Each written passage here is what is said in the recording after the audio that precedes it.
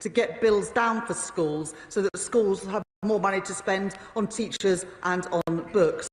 On the specific question she's raised about solar installations, there was a temporary pause in applications, but I am now happy to confirm that the DfE have resumed approvals for solar panels on school sites, and I would urge my honourable friend to encourage the schools in her constituency to apply for the new projects in the normal way. Anna Dixon. Question 4, Mr Speaker. Minister.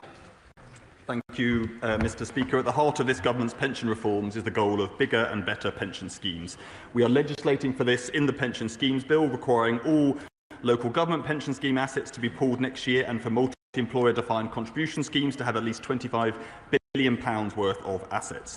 This reform agenda will deliver returns for savers and ensure schemes have the scale required to invest in productive assets right across the country. Anna Dixon.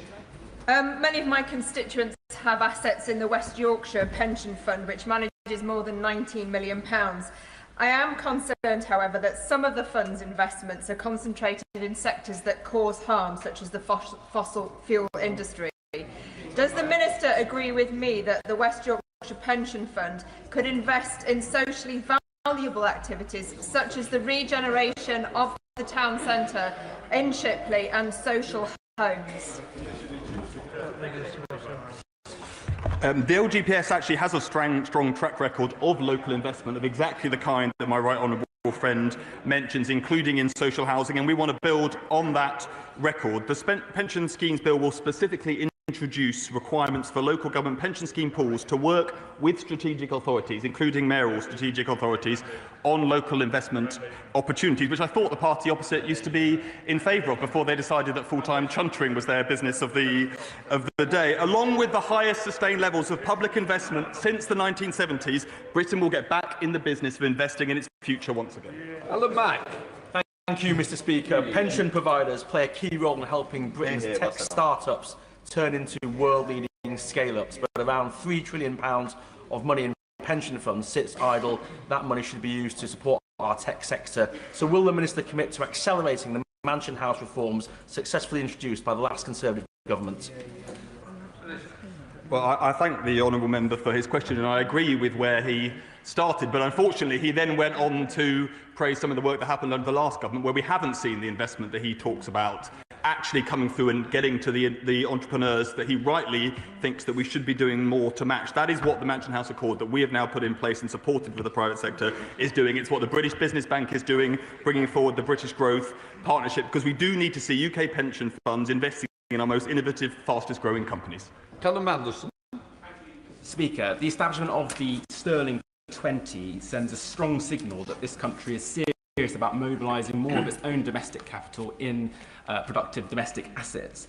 And as the Oxford-Cambridge Growth Corridors anchor, the Buckingham-Bletchley constituency is primed to offer high-quality investment opportunities. Can the Minister set out more detail about how he is working with local authorities like Labour-run Milton Keynes City Council to ensure that we can provide that pipeline, and will he meet with me to discuss how to take it further?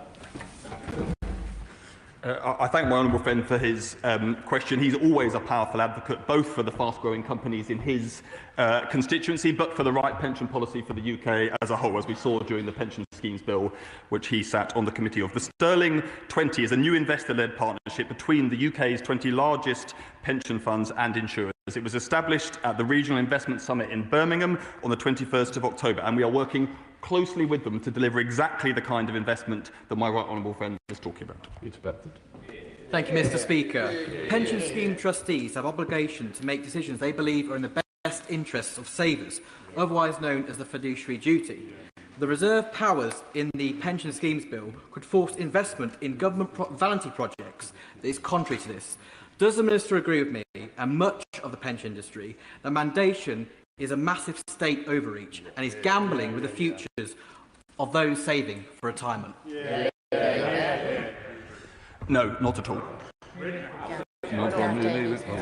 Gareth Davis, Shadow Minister. Thank you, Mr Speaker. Mobilising more investment from the UK pension fund market is critical to driving regional economic growth. The Chancellor says that she's a builder not a blocker, but her new proposed builders tax threatens to drastically increase the cost of building anything from homes to roads to nuclear power stations. This will make investing in UK infrastructure increasingly unviable. So to avoid even more investment-killing uncertainty, will the Minister agree to scrap Labour's proposed landfill tax reforms and let Britain get back to building? What I can reassure the honourable member is that we are scrapping the attitude of the party opposite that blocked any building happening anywhere in this country year after year after year. Houses blocked, railways blocked, anything that involves any difficult choices blocked by a party opposite that gave up governing long before the general election. John Davies. Number 5, sir. Minister. Thank you, Mr. Speaker. HMRC is committed to improving day-to-day performance and the customer experience. I can let Mr. Speaker know that call waiting times in the first quarter of this year are half as long as in the same period last year, which is good news for customers. And at the 2025 spending review, the government allocated £500 million to make HMRC a digital-first organisation, and that transformation is well underway. £20 million investment in relocating and upgrading Telford's HMRC office, with 1,000 members of staff working hard to deliver the best service possible. Will the Minister meet with me and Telford and Wrekin Council to discuss how the new HMRC campus can be at the forefront of improving the customer experience, including by harnessing the potential of AI and tech, as well as partnering with the start-up sector?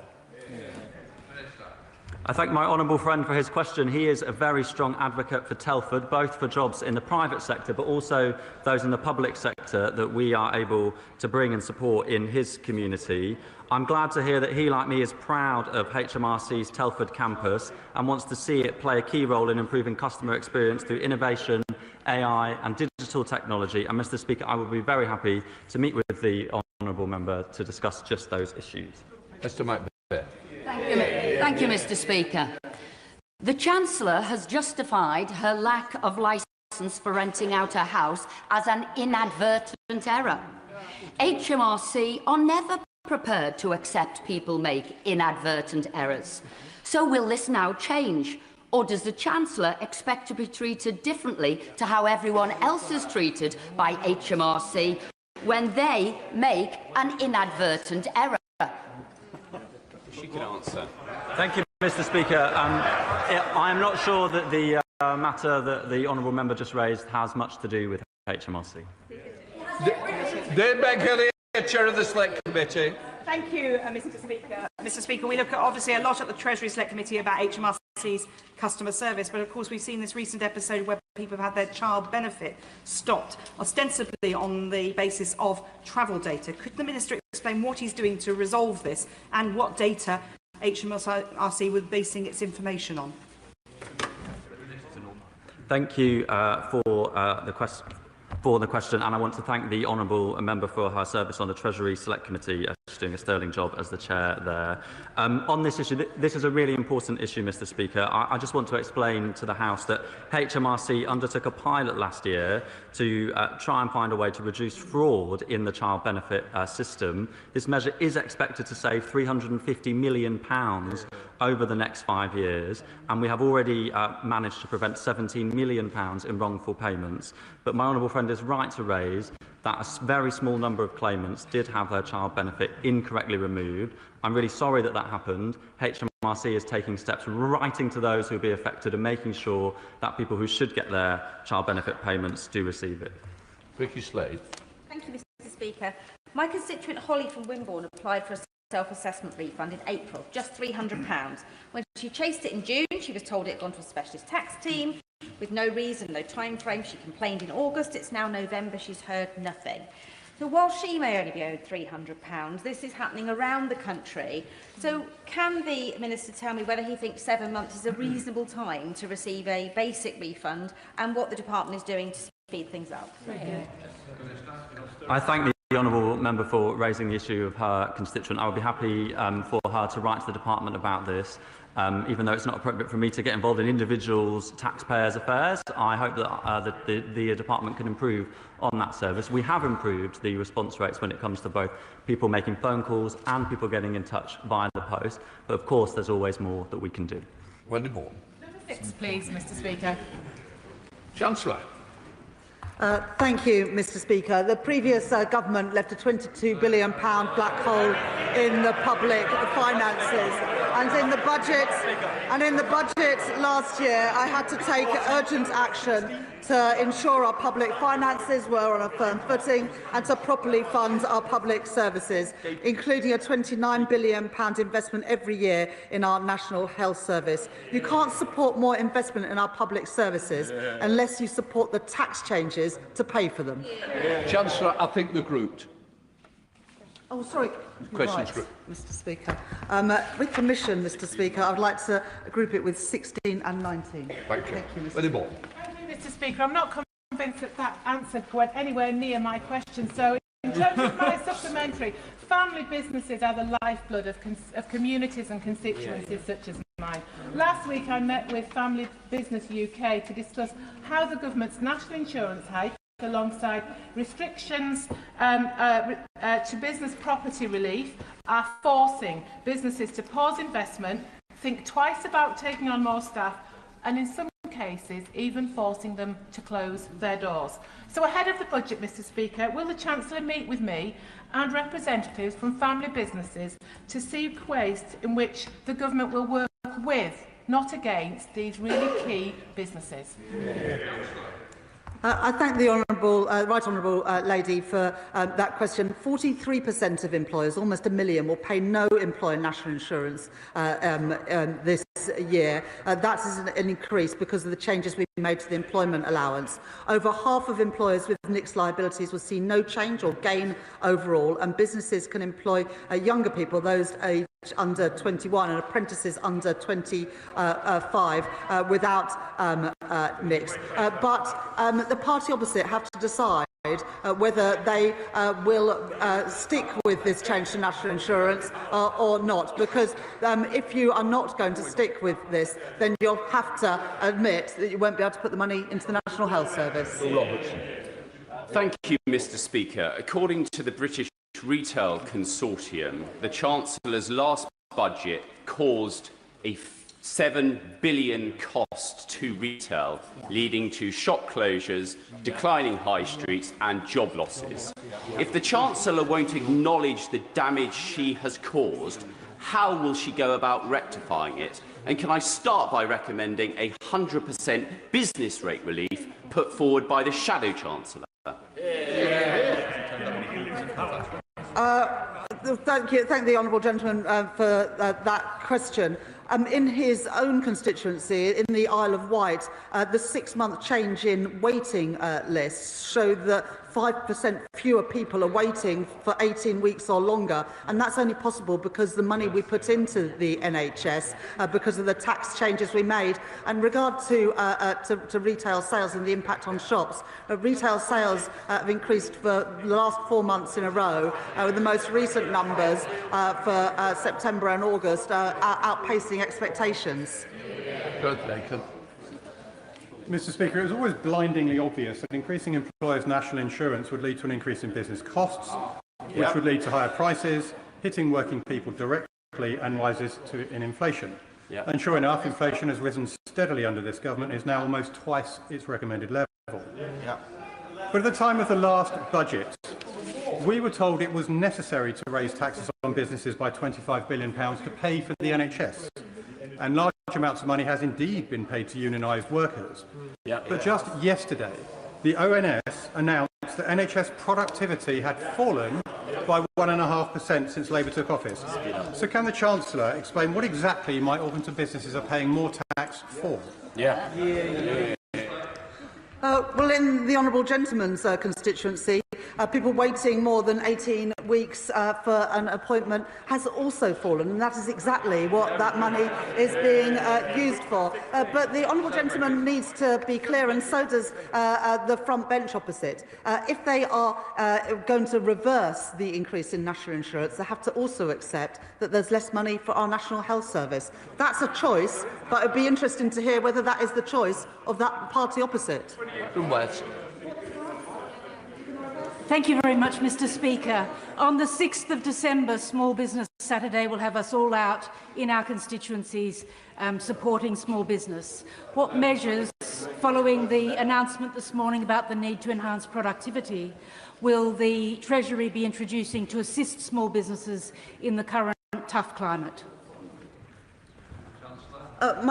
My honourable friend for that question, and I know that she's a strong champion of people in Hornsey and Wood Green, including small businesses. Last year at the budget, we set out the principles and the consultation on business rates reform, and our principle there is to make it easier for small businesses and high street businesses, whilst making sure that the online retail giants pay their fair share of tax, and we're setting out more information on our reformed business rate system to help our high streets and help our small businesses on the 26th of November. Speaker, the party opposite gave us austerity, they gave us Brexit, and they gave us Liz Truss, including high interest rates and high inflation. This government so far has delivered the highest growth in the G7, 5 interest rate cuts, and record high levels of investment. So isn't the truth that it is the party opposite over 14 years that was the reason businesses were struggling? Order. This is just a rant and nothing relevant to the question. Colin Naismith. Thank you.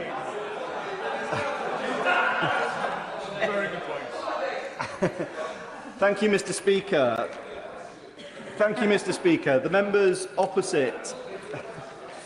The members opposite spend a lot of time complaining about the difficult decisions taken by this Labour government.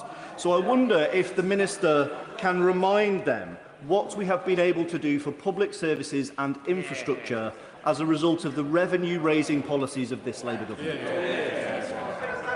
I thank my honourable friend for that question, and it's exactly the case. The tax changes we made at the budget last year enabled us to put £29 billion extra a year to the National Health Service, but also rolling out free school meals and free breakfast clubs for young people. So that's the difference that this government are making. And of course, on capital spending, because of the changes that I made to our fiscal rules, we're able to invest £120 billion more on our energy security, our digital infrastructure, new homes, and through our industrial strategy. That's the difference that this Labour government is making.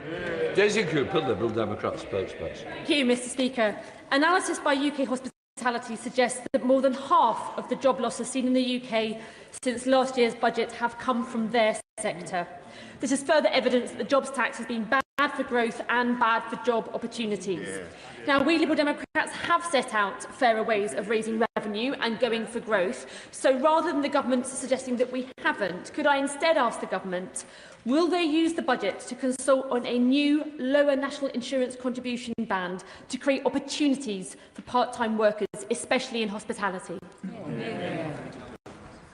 Thank you, Mr. Speaker. We did increase the employment allowance at the budget last year. That's agnostic between part-time and full-time workers, and that's rightly the case. And that's why 865,000 businesses will not be paying national insurance at all this year, an increase to help our smallest of businesses. But also on employment. Employment is up 358,000 so far this year, a very different picture to what the Honourable Lady just tried to set out. Question number 7, Mr. Speaker. Minister. Thank you, Mr. Speaker. The government values our world-leading distilling industry and recognises that the spirits sector has found recent economic conditions challenging due to both tariff uncertainty and high energy costs. The Scotch industry is set to be among the biggest beneficiaries from the landmark trade deal that this government secured with India, which is set to reduce tariffs from 150% to 75% initially and then to 40% over time. Maureen Burt. I thank the Minister for that answer.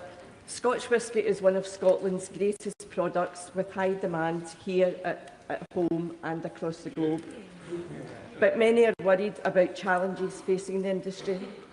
The Scotch Whisky Association are calling for a multi-year freeze on excise duty for spirits to relieve some of these pressures and to back the wider hospitality sector. Would the Minister join me, GMB Scotland and others by committing to freeze spirits duty in the budget later this month? I thank my honourable friend for her question. She is a strong advocate for the businesses and the industry in her constituency and in the area nearby. But as my right honourable friend is aware, the vast majority of Scotch is exported and so not subject to the UK excise taxes. Nevertheless, the government appreciates the importance to Scotch producers of the domestic market, and I do acknowledge the wider pressures facing the industry. On her specific question, the government's baseline assumption remains that alcohol duties will be increased with inflation each year, Mr. Speaker, to maintain their real terms values. And this means that any cut or freeze does come at a cost to the Exchequer. Of course, with all taxes, the Chancellor, not the junior Treasury Minister, will confirm her decisions on alcohol duty as part of the budget process in the normal way.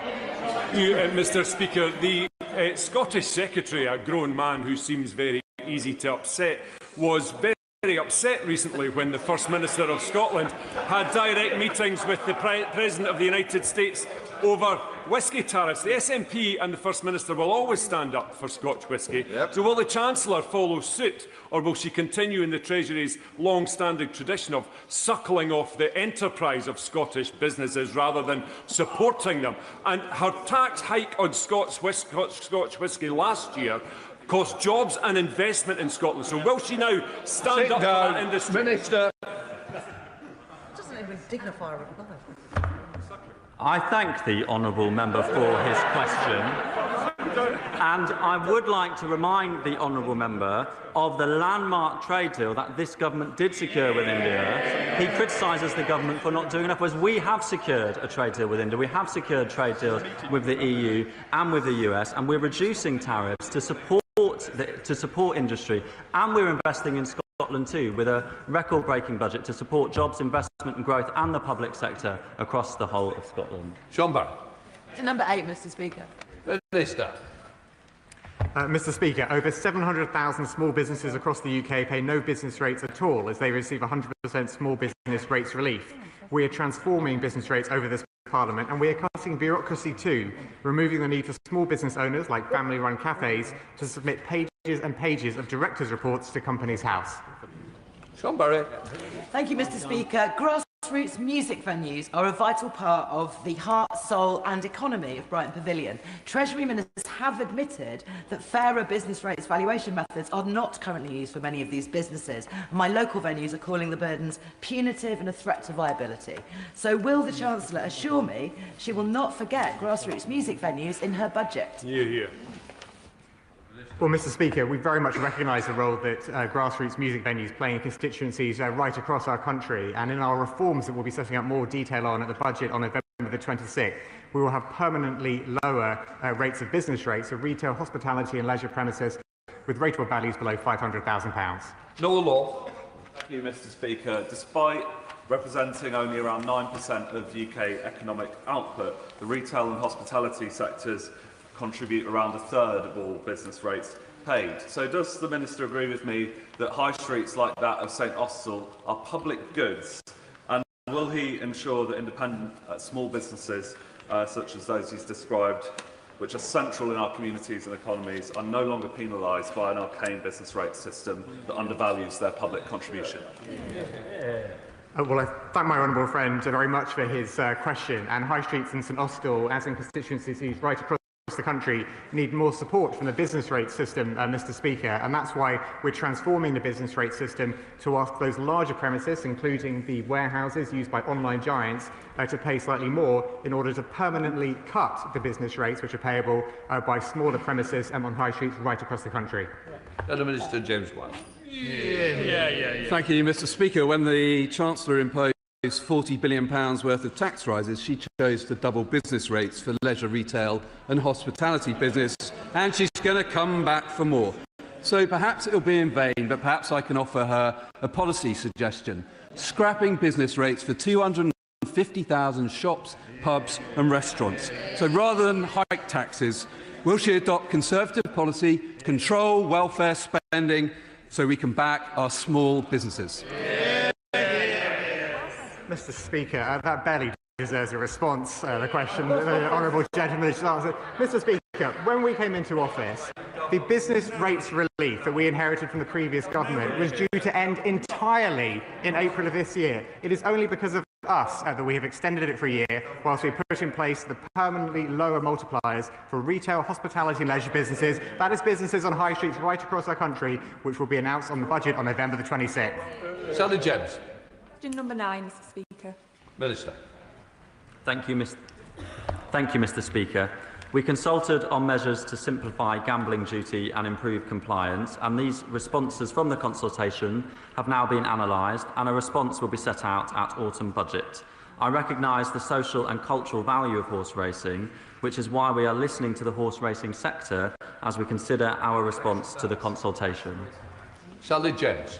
Thank you, Mr. Speaker. In Doncaster, we have historic links to the horse racing industry and know firsthand the economic value it brings to our community and the country. So will the Minister agree to meet with the BHA to discuss the potential impact on harmonisation and an increase in betting duties on the viability of racecourses, jobs and levy payments that support horse racing and the wider sporting industry?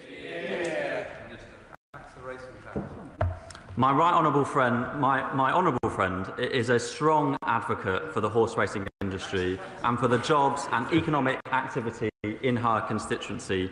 I was glad to meet with her just last week to discuss the topic that she raises today. As part of the consultation, Mr. Speaker, there has been engagement with the horse racing industry to identify any potential unintended consequences for their sector and how they might be mitigated. As I said, Mr. Speaker, the government will respond to the consultation at the budget. And yes, in response to my friend's question, I will happily meet with the BHA. Jack Rankin. Thank you, Mr. Speaker. Both Ascot and Royal Windsor racecourses are incredibly important to my constituency. I've visited both and refer the House to my entry on the Members' Register. On this issue, I heard him to heed warnings from across this House and, more importantly, the industry. I cautiously welcome the briefing to the Telegraph at the weekend. Racing, rightly, should be treated very, very differently to online casinos and gaming. Can he assure the House that taxes on horse race and greyhound race flutters will not increase? Decisions on tax policy will be made at the budget. Number 11, Mr. Speaker. Minister. Mr. Speaker, I thank my honourable friend for her question, and I know she's a tireless champion for working families in Newcastle. We know that for too long, people have been feeling they are putting too much in and not getting enough back, and that is why this government has increased the national living wage by £1,400 this year for a full-time worker, putting more money directly into the pockets of around 3 million working people. The North East Combined Authority Investment Zone will benefit from £160 million investment to deliver £2 billion in private sector investment and 4,000 jobs. Thank you, Mr. Speaker. Under 14 years of Tory misrule, North East workers saw their average annual earnings fall, causing a cost of living crisis for families across the region. But we have fantastic, passionate and productive workers. So will the Minister promise to continue to turn the back on Tory failure by investing in the industry of the North East to deliver high-wage, high-quality jobs and to ensure, as part of a budget for working people?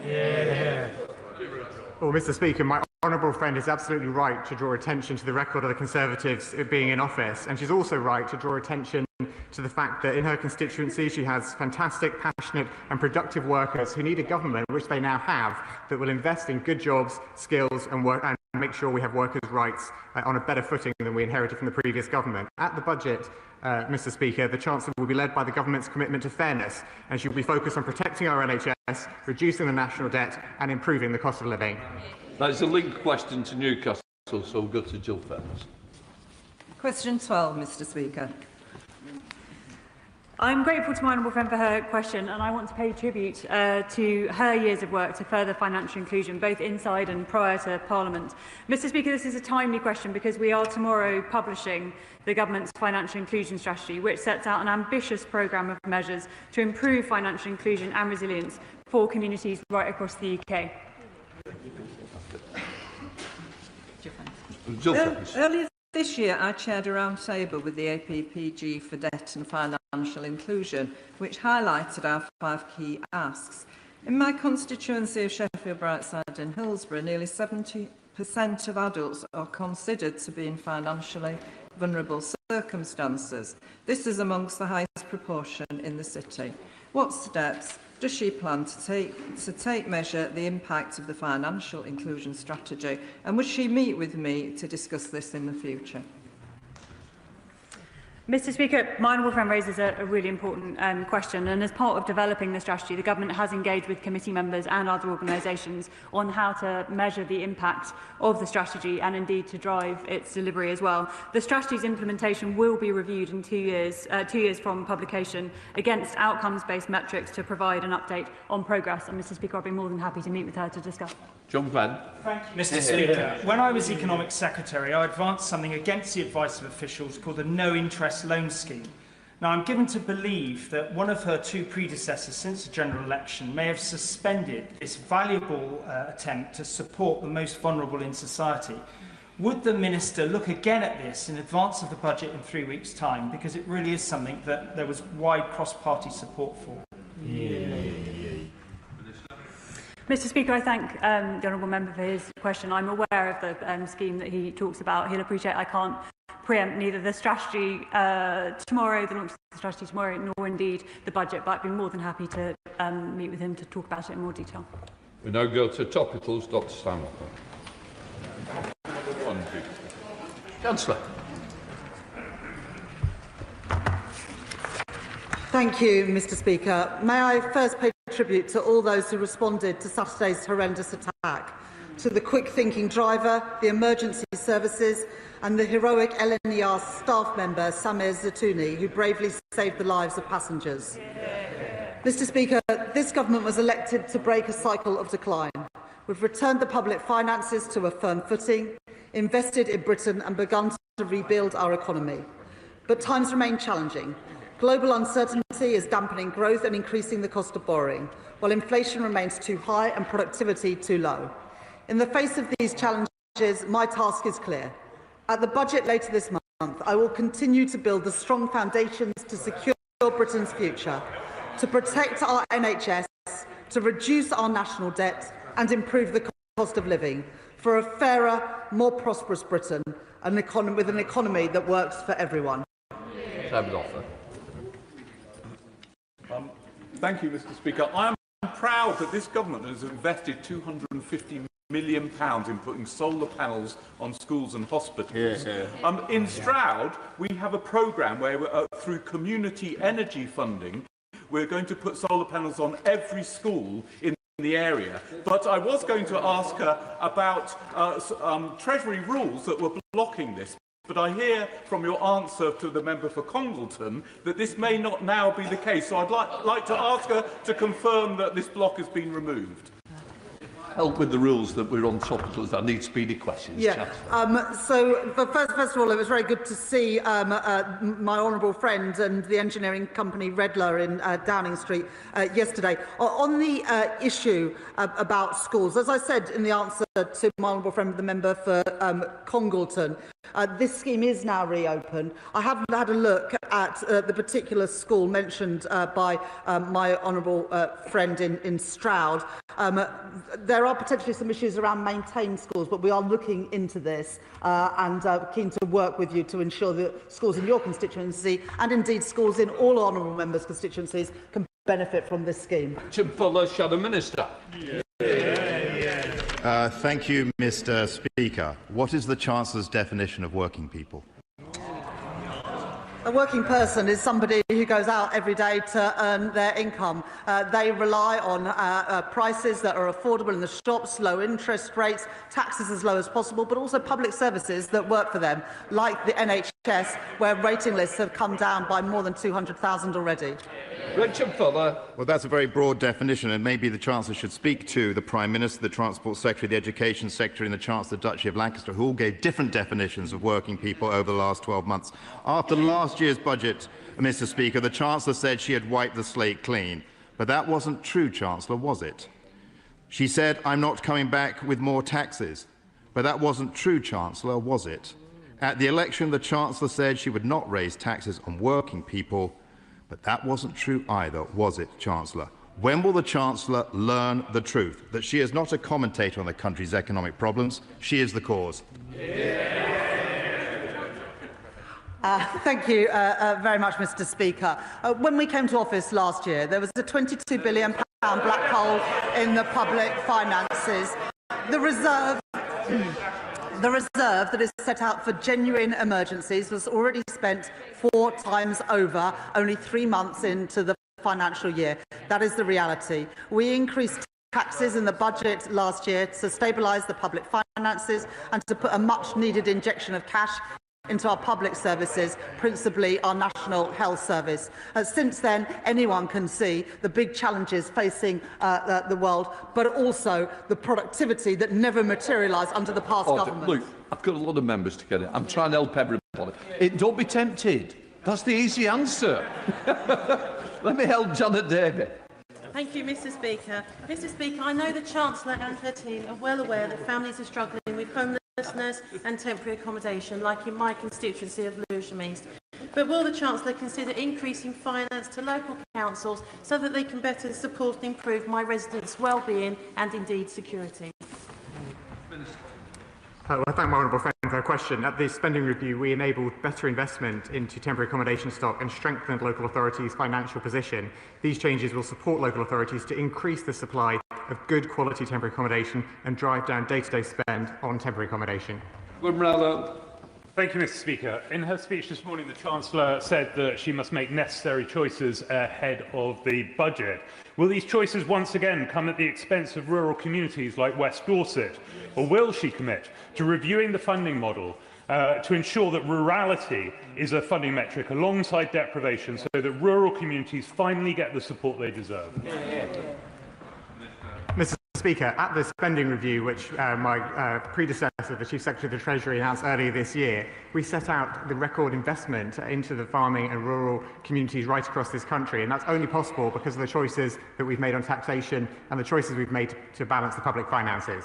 Thank you, Mr. Speaker. Would the Chancellor please update the House on progress made with the implementation of the Green Book Review and how the changes that result might better enable investment in small northern towns like those that make up Rosendale and Darwin?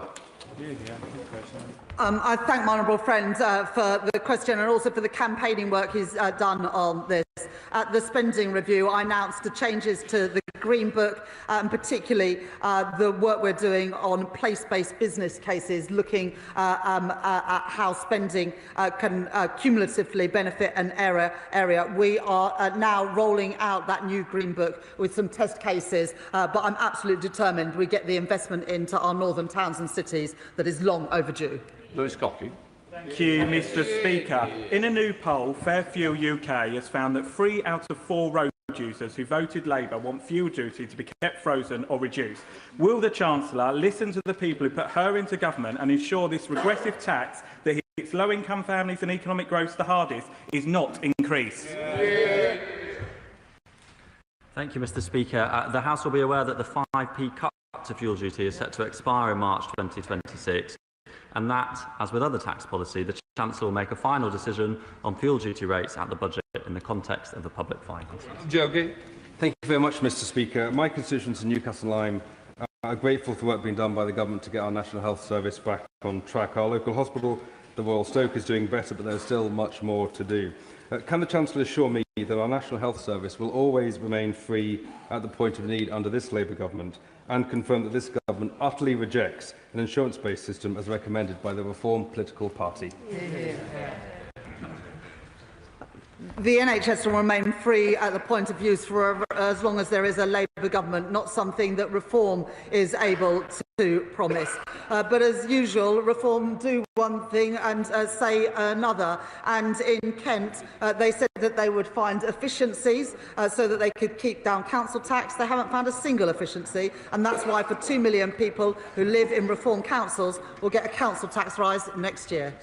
Greg Smith. Thank you, Mr. Speaker. With reports that the Chancellor is eyeing up doubling council tax for bands G and H, can she tell me whether she believes the family who wrote to me yesterday, who both have mid-range salaries, fully eligible for child benefit, who bought a home for just shy of £500,000 in 2013, does she really consider them rich enough to see their council tax doubled to £800 a month?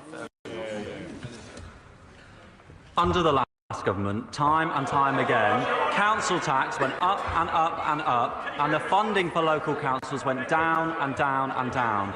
We've left councils on their knees, struggling when it comes to special educational needs, temporary accommodation, funding for homelessness, funding for adult social care. This government will make the right decisions when it comes to funding our councils and having a fair property taxation system. Justin Bathurst. Thank you, Mr. Speaker. I refer to my membership of Unite. I met Unite reps from the automotive sector yesterday, including from the Vauxhall plant in Ellesmere Port, who raised with me concerns about changes to the ECOS scheme in the automotive sector. This will be an increase in taxes on working people, but it will also lead to some unintended consequences for the car sector, and also won't raise the money the Treasury believe it will. So will the Minister meet with me and interested parties to discuss this further? I thank my honourable friend for raising this issue. The government is fully committed to doing all it can to supporting the UK car industry to grow and invest and provide employment in constituencies like his and other really important sites across the country. Specifically when it comes to the employee car ownership scheme, we should be clear that private use of a company car is a valuable benefit to an employee, but it's also right that company car tax is paid on it, ensuring fairness with other taxpayers who pay tax on cars provided by their employers. That said, Mr. Speaker, I would be happy to meet. No, please, I'm trying to help these members. You tell me which one you don't want to get in, because that's what it's getting to. Lisa Smart. Thank you very much, Mr. Speaker.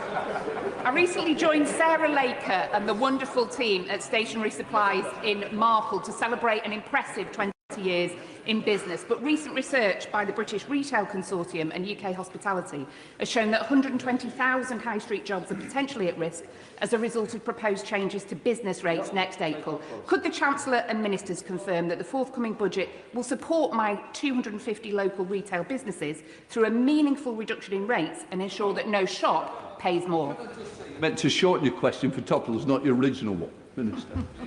Mr. Speaker, we will be introducing permanently lower rates for those businesses in the budget. Kenneth Stevens. Thank you, Mr. Speaker.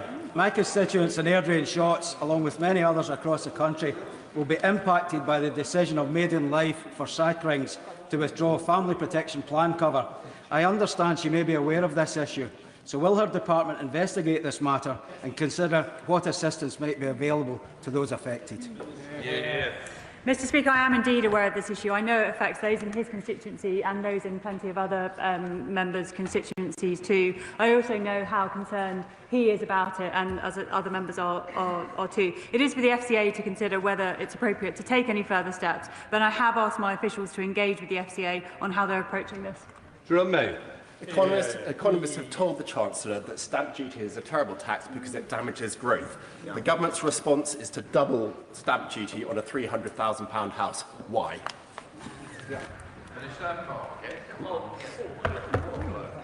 In the end, when it comes to property taxation, we have to make sure that we have a fair and sustainable system that brings in revenues from a range of sources. Scrapping individual taxes without any plan that's realistic and plausible to fund them is the road to economic ruin in this country. We've seen what happened in the past when Conservative governments come forward with plans to cut taxes without the means to afford it. We won't be making that mistake on this side of the House. Stella Chris. Thank you, Mr. Speaker. British businesses face a toxic storm of crushing tariffs from America and mountains of paperwork from Europe. Now, I welcome the Prime Minister's recognition we need to do something about the latter, because in my constituency, because of Brexit, businesses now have to deal with 27 different VAT regimes rather than one. So could the Chancellor update us on what she's doing to be a red against the red tape and solve that problem? Mr. Speaker, the work that my right honourable friend, the Chancellor and the Prime Minister have been doing with Europe is all about taking down trade barriers where they get in the way of our national interest and economic growth. That's our priority, as well as cutting bureaucracy for businesses here in the UK. Harriet Baldwin, Dame Harriet Baldwin. Thank you very much, Mr. Speaker. The Chancellor just defined at the dispatch box what a working person is.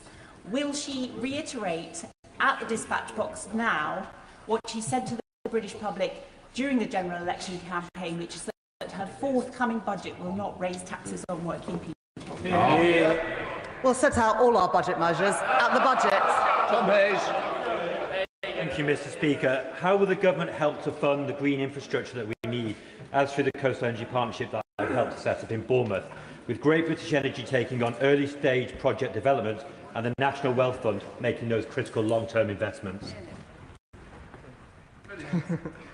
Mr. Speaker, through our investments in the National Wealth Fund, Great British Energy, British Business Bank, UK Export Finance, we're using every lever the government has to support British businesses to thrive, in stark contrast to the previous government, which left them high and dry.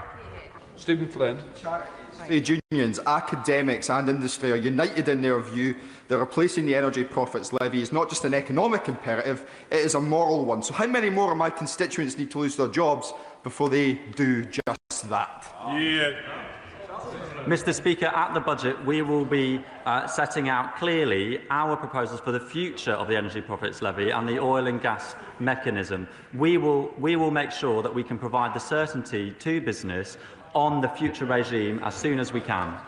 Sam Rushworth. Thank you, sir. People in Crook and Town are excited by the £20 million that she's investing in the Pride and Place scheme.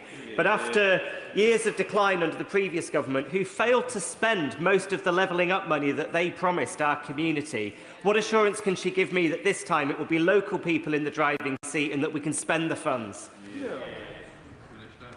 Mr. Speaker, I'm glad to hear that people of Crook and Law are already thinking about how to use their Pride in Place funding to improve their local area. And children at Peasers West Primary School will be reassured to know that improving local play parks and upgrading community facilities will be possible under this funding. Nick Timothy. Thank you, Mr. Speaker. From her CV to her tax promises, would the Chancellor know the truth if it stood right in front of her? Need to bother answering that, but no, move on. Val Rivers. Will the Chancellor update the House on how and when schools can apply for libraries for primary funding, which she announced on the 29th of September? I thank my honourable friend for that question, and we have made a commitment that every single primary school in England will have a library by the end of this Parliament, and the Department for Education will set out the process in due course. But any primary school without a library can be rest assured that they will do soon. Tim Farron. Speaker, will the Chancellor consider in her budget closing the loophole in small business rates relief that allows second homeowners who are very wealthy to have their homes on the market for rental for 72 nights a year and therefore avoid paying any tax whatsoever? My constituents working the minimum wage having to subsidise them. That's not fair, is it? Mr. Speaker, we will set out the changes that we will make to business rates at the budget. Richard Quigley. Mr. Speaker, the government's Pride in Place programme presents a welcome opportunity for communities across the country to once again feel proud of where they live, especially after years of austerity and neglect under successive Conservative governments. However, the Isle of Wight received none of this funding, and this feels like an oversight given the challenges our island faces, not least with cross-island transport.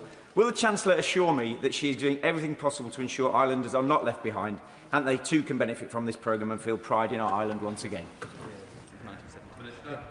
Well, Mr. Speaker, the Pride in Place funding is going toward 250 communities across the country to make sure that local people are in control of investing in their local area. I note what my honourable friend's comments about the community that he represents, and of course the government's wider agenda about driving growth, increasing people's wages, making sure that people are better off, is central to improve the lives of his constituents and those right across the UK. Mark Pritchard. Since the Chancellor, Mr. Speaker, delivered her speech this morning, the FTSE 100 has dropped by over £22 billion. The real £22 billion rather than the fantasy £22 billion black hole. Mr. Speaker, what can the Chancellor say today, right now, to steady the markets in order that all of our constituents across this House pensions are protected? I resign. Thank you, Mr. Speaker. What this government has done to steady the markets is to kick the party opposite out of office and leave them in opposition for years to come. Speaker, I welcome our government's recent typhoon deal with Turkey, which will see the brilliant team at Rolls-Royce in Filton play a key role in engine production and maintenance. Would the Chancellor join me in congratulating them, our local SMEs and others, and set out how integral she sees defence as an engine for growth? I thank my honourable friend for that question, and she's a solid defender of businesses and working people in her constituency. The Defence Industrial Strategy is about supporting British industry as we up what we spend on defence, and countries around the world do the same. We want British businesses and British workers to benefit from that investment. Rupert Lowe. Thank you, Mr. Speaker. Through Freedom of Information requests, Restore Britain has uncovered unpublished Treasury analysis breaking down contribution by ethnicity. Evidently, the data exists, so will the Chancellor today commit to go further and publish the same analysis by nationality so that we can see which groups are paying their way and, more importantly, which groups are not?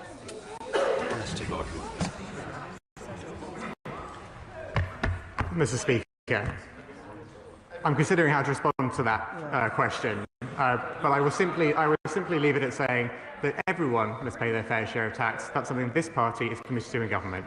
What happened? Constructive note, Mr. Speaker. For the last year, I've been campaigning hard for Eden Portland to open in my constituency. If opened, it will be a world-class attraction, rejuvenating Portland, attracting new investment, creating well-paid jobs and promoting our coast. The project is a success story waiting to happen. So will the Chancellor of the Exchequer continue to work with me, Dorset Council and the team at Eden Portland to deliver this exciting project as soon as is possible? I thank my honourable friend for raising with me again about the opportunities in Portland. As he knows, we're working closely with Dorset Council, the project, and indeed with my honourable friend to try and bring this to fruition. Chris Coughlin. I agree with her on the use of public R&D as one of the most effective levers for economic growth. But public R&D is not significantly increasing over the entire period, 5-year period of the spending review. So does the Chancellor agree with me that if the government is serious about economic growth, it must find a way to increase public research and development? We are increasing in real terms in every year of this Parliament spending on research and development for exactly the reasons that that the honourable gentleman mentions. But we're doing more than that as well. We're supporting start-up and scale-up businesses through our pensions reform, through the British Business Bank and through UK export finance. We're absolutely determined to ensure that the money that goes into R&D in this country turns into great businesses that stay in this country. Smith. Will you join me in congratulating the great work of Red Cat, a catapult based in Hyndburn that's been supporting over 300 jobs being safeguarded in the production and the development of 46 new products. Does the Minister agree with me, and would they meet with me to consider the role of catapults in places like Hyndburn to support the picture of economic growth? Catapults have been a big success in driving economic activity, especially in areas like manufacturing and engineering, which are very prevalent in all parts of the country, including in my honourable friend's Hyndburn constituency. It was a pleasure to visit Hyndburn with my honourable friend last year, and I look forward to having the opportunity to do so again.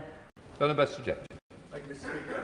the past few weeks, I've visited two incredible local businesses, Saragosta Spirits, a local gin distillery, and Williams Family Wines, an award-winning winery. But such entrepreneurial success is being hampered by small producer relief, adding significant additional duty costs and preventing them from growing. So with English viticulture and wines enjoying a surge in popularity, will the Chancellor consider extending small producer relief to drinks above 8.5% ABV, and if not, why? All of the decisions, Mr. Speaker, in relation to tax will be made at the budget in late November. Juliette Campbell. Thank you, Mr. Speaker. In my constituency of Broxtowe, Claire founded Little Foxes Playtown that caters for and is enjoyed by both children and parents in the community. However, Clare's business has struggled with the cost of business rates and now having to pay VAT. Would the Minister assure me that the changes in business rates will benefit small business owners like Clare, ensuring they can continue to serve the local area? I thank my honourable friend for that question. And one of the things that's really important about the reforms that this government will undertake to business rates is that we support small businesses to be able to grow and invest. They are the backbone of our communities and the backbone of our country. And the reforms that we will set out of the budget, and we will continue to have conversations with members across this House and businesses on, will, I hope, continue to support and invest in our small businesses.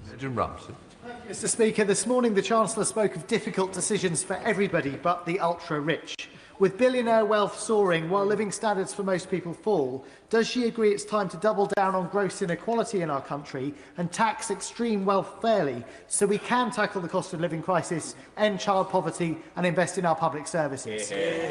Well, as the honourable gentleman knows, that is not what I said in my speech this morning. And in the budget last year, we got rid of the non-dom tax status, we introduced VAT and business rates on private schools, we increased capital gains tax, we increased tax on private jets, and we got rid of the carried interest, more than the Green Party has ever done to reduce inequality in this country. Sorry, Jeremy. Thank you, Mr. Speaker. So often it is the farm that is the very core of a rural economy. Could my honourable friend confirm what assessment has been made about proposed changes to agricultural property relief on growth opportunities in rural areas and the viability of rural communities? I thank my honourable friend for his question. When it comes to the proposals that have been made by Centre Tax and others in relation to the changes to agricultural property relief, as I said earlier in questions, it is the case that the proposals that were put forward by that organisation would result in twice as many farms paying more tax than are planned to do under the proposals that the government put forward. We think our proposals are right and fair, Mr. Speaker. Lockhart. Mr. Speaker, asylum accommodation costs are set to quadruple in Northern Ireland from 100 to 400 million and across the UK to 15.3 billion in the next decade. Before hiking taxes again, shouldn't the Chancellor look at where the waste really lies when we are funding an asylum system that is failed, chaotic and expensive? This is not racist or far right. It's looking after our own citizens who can't pay their bills.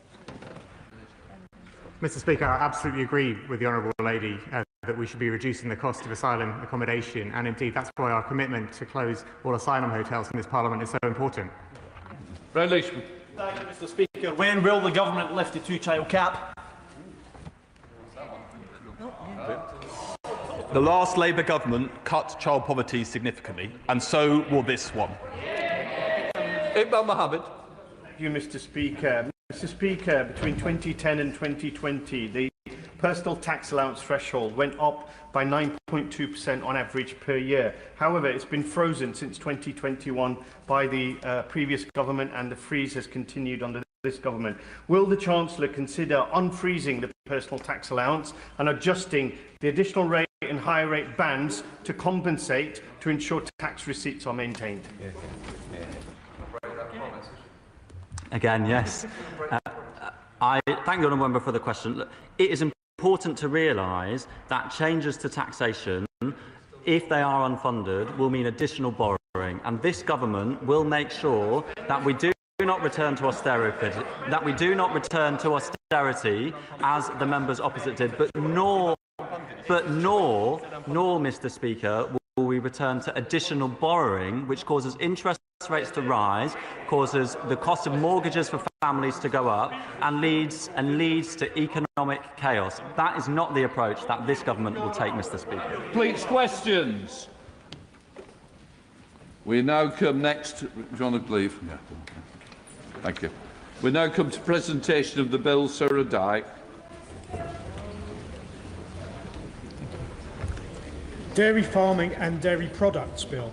Second reading what day? Friday, 28th of November. Friday, the 28th of November. Okay. Thanks. Right, we now come to the 10-minute rule bill. I call Alice MacDonald. Mr. Speaker, I beg to move that leave be given to bring in a bill to make provision for a right to paid time off work for fertility treatment and for connected purposes. Hear, hear. Deciding to start or grow your family should be a time of joy and happiness, of making plans for the future. And every year in the UK, hundreds and thousands of babies are born under such circumstances. But for some people, the path to parenthood is not simple or easy. According to the World Health Organization, infertility affects 1 in 6 people globally. And whether it's due to these medical factors, being in a same-sex relationship, or considering solo parenthood, there are so many people who desperately want children but who can't without extra medical support. That comes through the form of fertility treatment. In 2023, 52,400 patients underwent IVF in the UK. These are not statistics, these are our friends, our colleagues, our constituents. And right now, they are not entitled to the support that they deserve. This has, of course, an especially big impact on women, given that they are the ones most often undergoing fertility treatment in the form of IVF. But currently, there is no legal right to paid time off to attend fertility appointments. You have to hope that you have an understanding employer, or as I shall come to, take sick leave or annual leave instead. In fact, the Equality Act Code of Practice on Employment makes a comparison between a woman having fertility treatment and a man having cosmetic dental surgery. How can that be right? Because let's be clear, fertility treatment is not a lifestyle choice, it is a necessity for so many people. But as I have heard from many women, some employers do treat fertility treatments as an elective procedure and don't allow employees time off, as would be the case for other medical procedures. And let's be clear, IVF is not a simple filling or a dental clean-up. A single cycle of IVF typically involves 5 to 7 appointments, often at short notice, with timing dictated by hormone levels and follicle development that cannot be predicted. Throughout, you're pumping your body full of hormones and drugs which can have an extraordinary physical and emotional toll. In fact, research conducted by Fertility Matters at Work, and can I pay tribute to them for all their work on this issue, showed that 87% of people say they experience anxiety or depression directly related to their treatment. Mr. Speaker, so many stories have been shared with me and with other organisations about the impact of having no legal right to paid time off for fertility treatment, how women have had to use all of their annual leave, how they face disciplinary action, how they've hid what they are going through from their employers, and how huge a toll this has had on their mental and physical health. At an already stressful time, people, in particular women, are having to navigate more uncertainty and stress.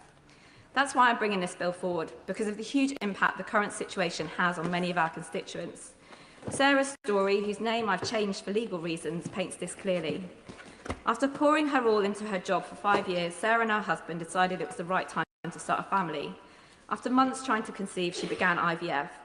What followed, in her own words, completely blindsided her. The staggering number of tests, the drop-everything-at-once appointments, the cocktail of drugs that she would have to inject into her body in her office toilet.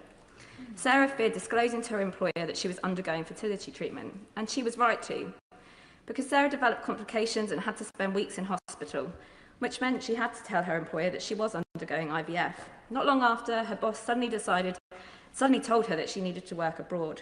When she explained that she needed to be close to her IVF doctor, she was told she had to go anyway. An employment lawyer told her she had no legal grounds to challenge.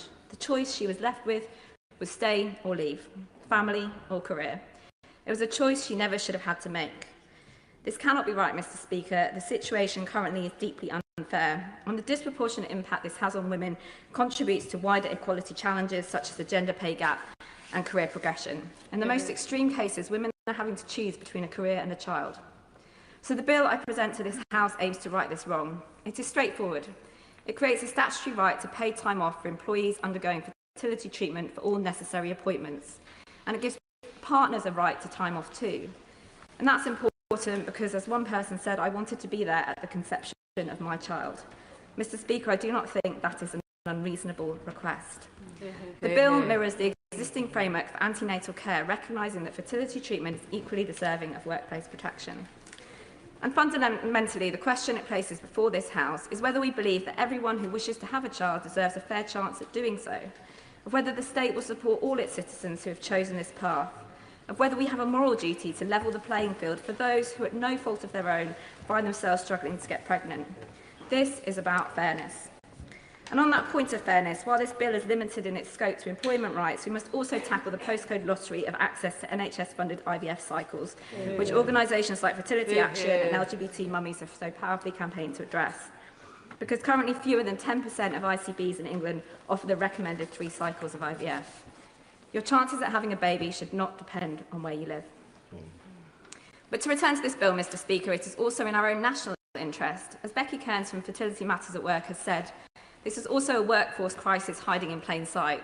We're facing a global fertility decline, but failing to support those actively trying to start a family. Last year, fertility rates in England and Wales reached an all-time low, falling for the third year in a row to 1.41 children per woman. In order to even just sustain current population levels, it needs to be 2.1. So we need more people to have babies, and we should be helping those who wish to become parents and grow their families. We'll be raising the future workers and taxpayers that this country will depend upon. It's of course not the only solution to falling fertility rates, but it would help. And meanwhile, Mr Speaker, amid this climate of stigma, of women being afraid of revealing they are undergoing treatment, there is a very real cost for British business. Without the right to receive time off, up to 63% of people take sick leave to attend appointments. And because many are concerned about telling their employers, they're often taking whole days off to hide their appointments, instead of the few hours they actually require. And recent research actually published this week estimates that this is costing UK employers up to £54 million in unplanned sick leave every year alone. Just one example of the cost to businesses. So providing a statutory right doesn't just protect employees, it gives them permission to take time openly and plan it with their employer, transforming chaos into clarity for everyone. And Mr Speaker, let me add that accessing treatment can be even more challenging for those working in certain circumstances, such as shift work or travelling often. And in fact, it's smart business too, because 86% of employees would be attracted to a role in an organisation that provides fertility support. And indeed, there are already many businesses who recognise this is not only the right thing to do, but their own interest too. Businesses like Centrica, Cadent Gas and Aviva, which has a strong presence in my constituency, have all voluntarily given paid time off to their employees for fertility treatment. But whether someone can attend their fertility appointment should not depend on the luck of the draw, a kind manager or an understanding employer. It should be the norm for everyone. And in many other countries, bespoke employment legislation has already been developed. People in countries including South Korea and Malta are entitled to a right to paid time off for fertility treatment. Mr Speaker, we have come a long way as a society. For decades, we've provided paid time off for antenatal leave, then maternity leave, and soon, thanks to Labour's Employment Rights Bill, day one rights for paternity and parental leave and bereavement leave for pregnancy loss. But we must look at fertility treatment too, because the pathway to parenthood, as I know myself, is not always easy. And this bill will also help shift the culture and narrative in workplaces about a topic that has remained taboo for far too long. And I know that there has been support across the House for this change. I pay tribute to the former Conservative member Nikki Aitken, who introduced a similar private member's bill in the last Parliament. And I also like to thank the government, current ministers and past ministers for their engagement with me on this issue today. I know that they are listening. And if we cannot get a change in the law soon, I would encourage members to ask businesses in their constituency if they will join others by voluntarily providing paid time off for fertility treatment. Finally, Mr Speaker, it is deeply fitting that this bill is presented in Fertility Week, a time to challenge taboos and raise awareness of the devastating physical, emotional and social impacts fertility problems can cause. And how better could this House show that it is alive to these issues, to these injustices, by giving its support for this bill today. This bill is about fairness. It's about saying to the thousands of people who undergo fertility treatment every year that we see you, we support you, and you should not have to face this alone. Yeah. It's morally right, it's right for our economy, and it's right for our national interests, and I commend this bill to the House. Yeah. The honourable member have leave to bring in the bill. The question is that the honourable member have leave to bring in the bill. As many of that opinion say aye. Aye. The contrary, no. I think the ayes have it. The ayes have it. Who will prepare to bring in the bill? Andrew Pakes, Daniel Francis, Jess Asato, Kate Osborne, Matt Termaine, Michael Wheeler, Olivia Blake, Rachel Blake, Sarah Owen, Sarah Russell, Stella Creasy and myself, Mr Speaker.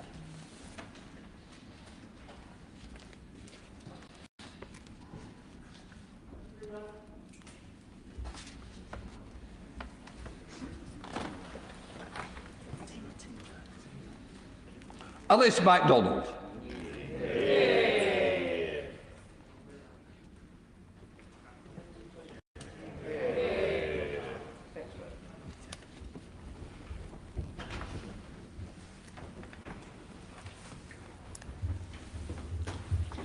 Fertility treatment, right to time off bill. Second reading what day? Friday the 28th of November. Friday the 28th of November. Hold on. Right, we now come to the Opposition Day motion on supporting the